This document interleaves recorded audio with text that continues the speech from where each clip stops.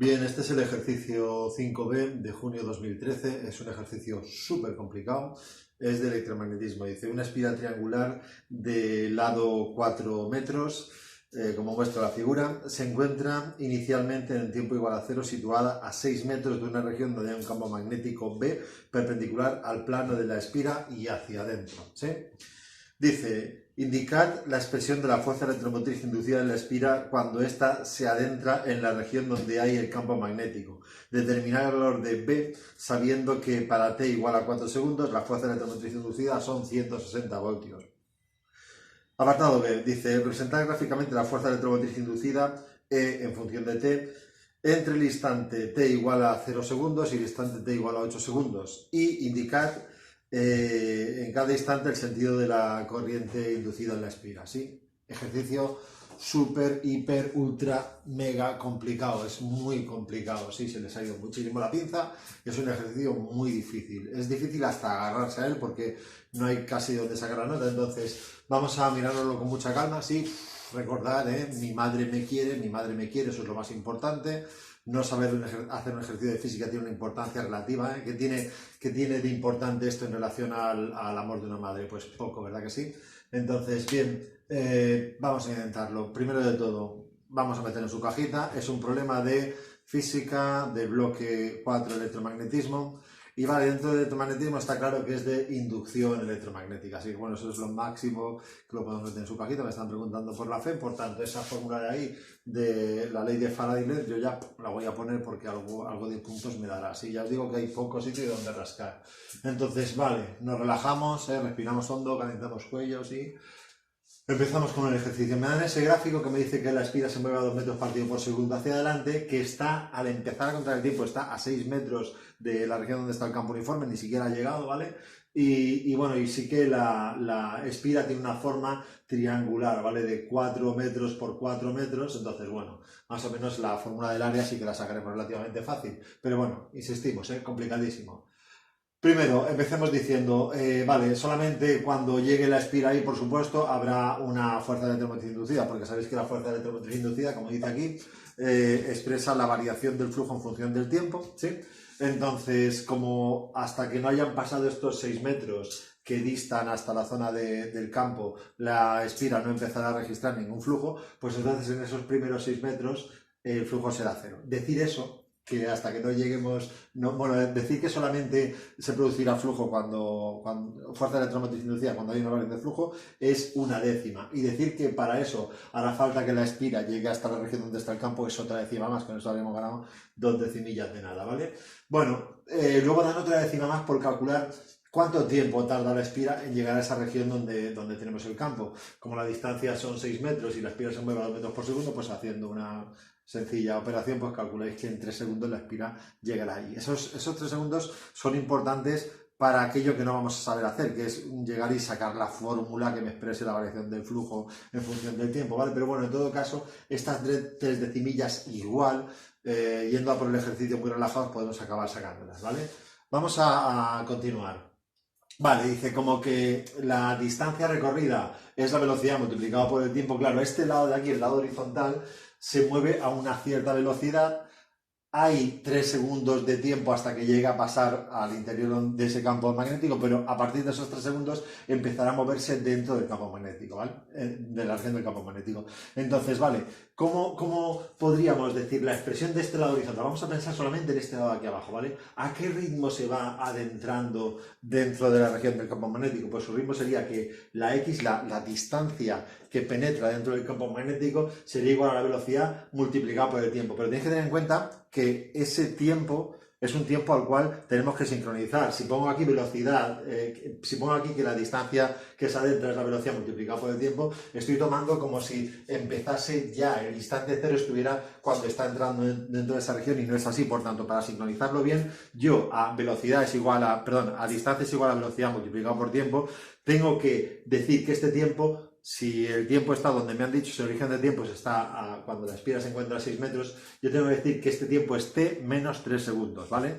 El tiempo que tarde más los 3 segundos que faltan para que la espira llegue hasta donde está el campo. Es decir, en realidad, hasta el instante 3 segundos, esta espira se está moviendo pero no está entrando todavía en la región del campo. Esto es súper complicado y yo ya lo sé, ¿vale?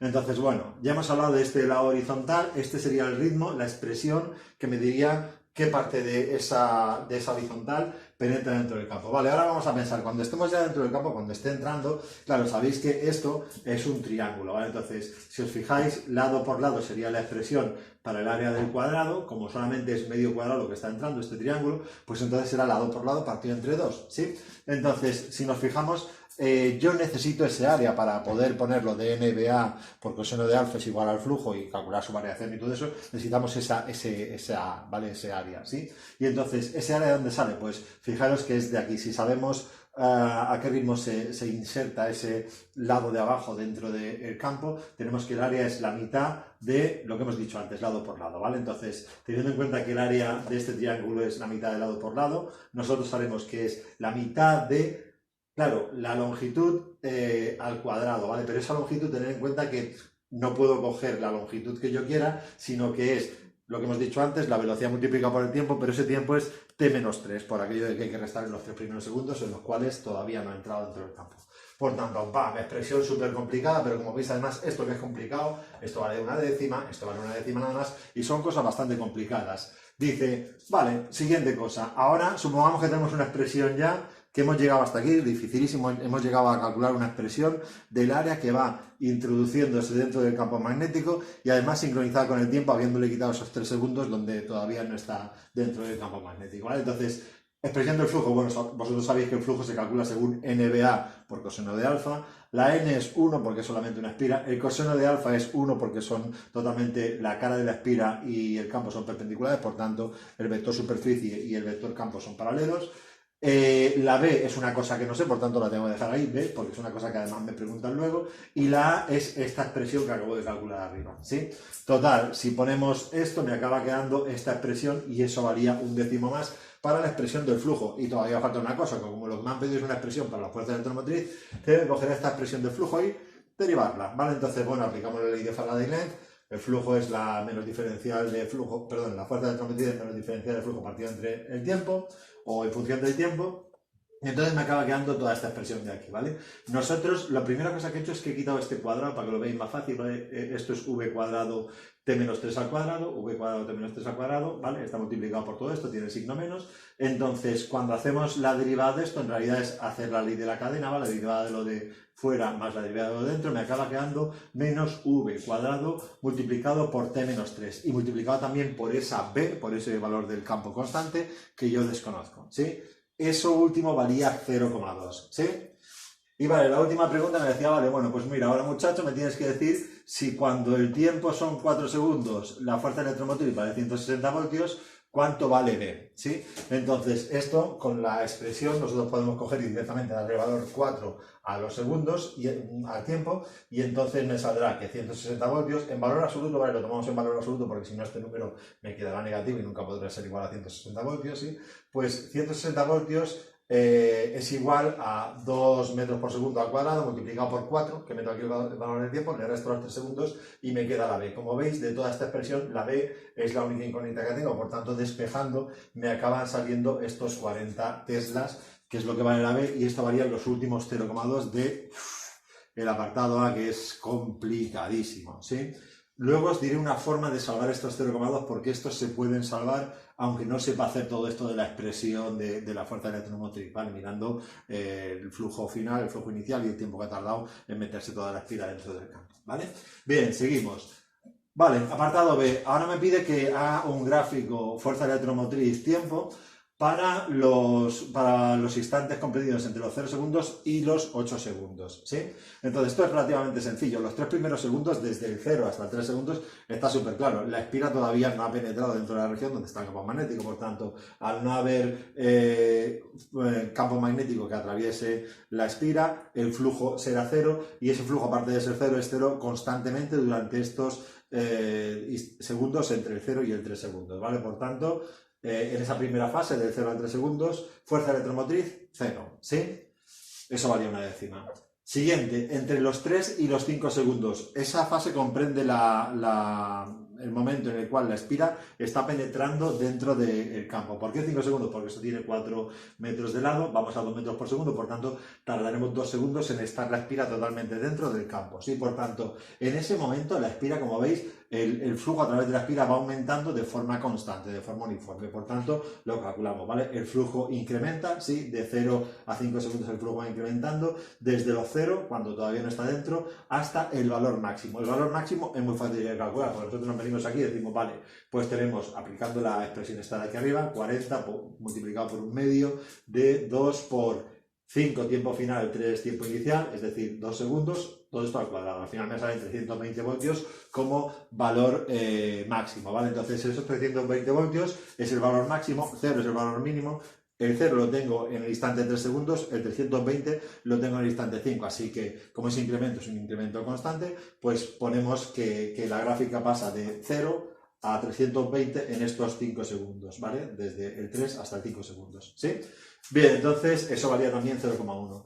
Última parte, claro, ¿qué pasará cuando la espira ya esté totalmente dentro del campo? Bueno, cuando esté totalmente dentro del campo, el flujo que la atraviesa son esos 320 voltios. Y ese flujo de 320 voltios, pero constante, significa que la variación del flujo es cero. Por tanto, si no hay variación del flujo, no hay corriente inducida. Por tanto, cuando la espira está totalmente dentro, el flujo es constante de 320 voltios y ese flujo constante provocará una fuerza electromotriz de 0, ¿sí? Vale, y entonces, pues esto valía 0,2 y hacer el gráfico nos valía 0,4, ¿vale? El gráfico muestra las tres fases, de 0 a 3 segundos, 0 de flujo. De 3 segundos a 5 segundos hay un incremento desde el 0 hasta el 320.